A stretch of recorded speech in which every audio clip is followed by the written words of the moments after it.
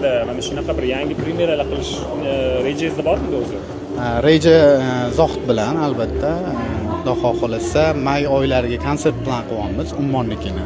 Bu yangilik hali hech qayerda gapirilmagan. Guruhi yana tiklanadi. Xudo xohlasa endi shuni plan qilyapmiz. Endi hali 100% yani tasdiqlanmagan narsa.